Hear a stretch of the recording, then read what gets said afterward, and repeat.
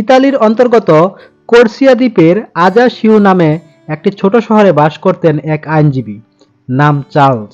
3টি সন্তান তার। চতুর্থ সন্তানের জন্মের সময় চিন্তিত হয়ে পড়লেন। স্ত্রীর শরীরের অবস্থা ভালো নয়, কিন্তু ঈশ্বরের আশীর্বাদে যথাসময়ে চার্লসের স্ত্রী চতুর্থ পুত্র সন্তানের জন্ম দিলেন।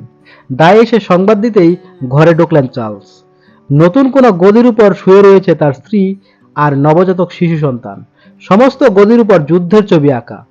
সেই দিন চার্লস কল্পনাও করতে পারেননি যুদ্ধের ছবির উপর জন্ম নিল যে শিশু, যুদ্ধ হবে তার জীবনসঙ্গী, যুদ্ধের মধ্য দিয়েই হবে তার প্রতিষ্ঠা, যুদ্ধের মধ্য দিয়ে একদিন তিনি ক্ষমতার শীর্ষে আরোহণ করবেন।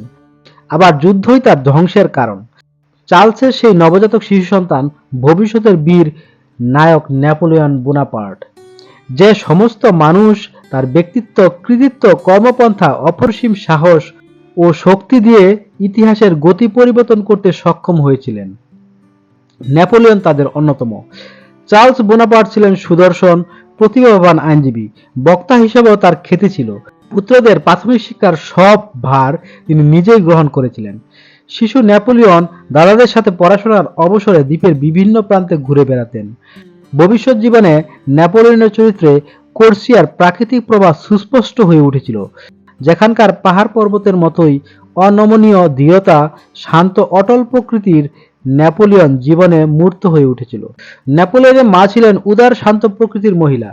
বাবা মার চারিত্রিক প্রভাবও নেপোলিয়নের জীবনকে অনেকাংশে প্রভাবিত করেছিল। নেপোলিয়নের বাল্যশিক্ষা শুরু হয় তার বাড়িতে পিতার কাছে। 10 বছর বয়সে একটি ফরাসি স্কুলে ভর্তি হলেন। প্রথমে কোর্সিয়া ছিল জেনোয়ার অধিকারে। পরে এই দেশ ফরাসিদের দখল করে নেওয়ার ফলে কোর্সিয়া ফরাসির আওতাভুক্ত হয়। নেপোলিয়ন ফরাসি নাগরিক হিসেবে জন্মগ্রহণ করলেও ফরাসিদের প্রতি বন্ধুভাবাপন্ন ছিলেন না, কারণ তার মনে হতো ফরাসিরা তাদের স্বাধীনতায় হরণ করেছে। ছোটবেলা থেকে নেপোলিয়নের ইচ্ছা ছিল সৈনিক হিসেবে নিজেকে প্রতিষ্ঠিত করবেন। স্কুলের পাঠ শেষ করে তিনি ভর্তি হলেন একটি সামরিক কলেজে। সামরিক শিক্ষায় নিজেকে গড়ে তুলতে ইতিহাস, দর্শনের প্রতি তার ছিল গভীর আগ্রহ। তার যৌবনের একটিমাত্র উদ্দেশ্য ছিল কোর্সিয়ার স্বাধীনতা অর্জন। তিনি বিশ্বাস করতেন একমাত্র সামরিক শক্তিতেই এই স্বাধীনতা পাওয়া সম্ভব। মাত্র 21 বছর বয়সে তিনি ফরাসি সামরিক বাহিনীতে ক্যাপ্টেন হিসেবে ভর্তি হন। সেই সময় ফ্রান্সের রাজা ষোড়শ লুই এর বিরুদ্ধে দেশ জুড়ে শুরু হয়েছে বিপ্লব।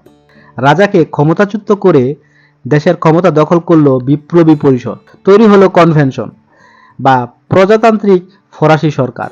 সমস্ত দেশ জুড়ে আরম্ভ হলো হানাহানি, মারামারি আর সন্ত্রাসের রাজত্ব। নিহত হলো রাজা ষোড়শ লুই। ফ্রান্সের সেই রাজনৈতিক বিশৃঙ্খলার ফলে বিভিন্ন রাষ্ট্র ফ্রান্সের বিরুদ্ধে যুদ্ধ ঘোষণা করল। এসব দেশের সৈন্যদের একত্রিত করে তৈরি হলো শক্তি সংঘ। ফরাসি বিপ্লব শুরু হওয়ার পর যখন নতুন শক্তি দেশের ক্ষমতা দখল করল, তারা ফরাসি অধিকারভুক্ত বিভিন্ন দেশকে স্বতন্ত্র প্রদেশ হিসাবে ঘোষণা করে অভ্যন্তরীণ শাসনের পূর্ণ স্বাধীনতা দান করল। এই ঘোষণার ফলে নেপোলিয়নের মনে ফ্রান্সের প্রতি যে ঘৃণা ছিল তা সম্পূর্ণ দূর হয়ে গেল। 1793 সালে ইউরোপের শক্তি সংঘ তরফে ইংরেজি নৌবাহিনীর ফরাসি সামরিক বন্দর টুলু অবরোধ করল। সেখানকার স্থানীয় নাগরিকরাও রাজার সমর্থনে ইংরেজদের সাহায্য করতে এগিয়ে এলো। নেপোলিয়ন বোনাপার্ট তখন ফরাসি বাহিনীর এক ক্যাপ্টেন। ইংরেজ বাহিনীর অবরোধ মুক্ত করার ভার পড়ল তার উপর। সসৈন্যে এগিয়ে গেলেন নেপোলিয়ন। দুই পক্ষে শুরু হলো তুমুল যুদ্ধ। ইংরেজ বাহিনীর সৈন্য সংখ্যা ফরাসিদের তুলনায় বেশি হওয়া সত্ত্বেও নেপোলিয়নের সুদক্ষ রণনীতির সামনে তারা সম্পূর্ণরূপে পরাজিত হয়ে ফ্রান্স পরিত্যাগ করতে বাধ্য হয়।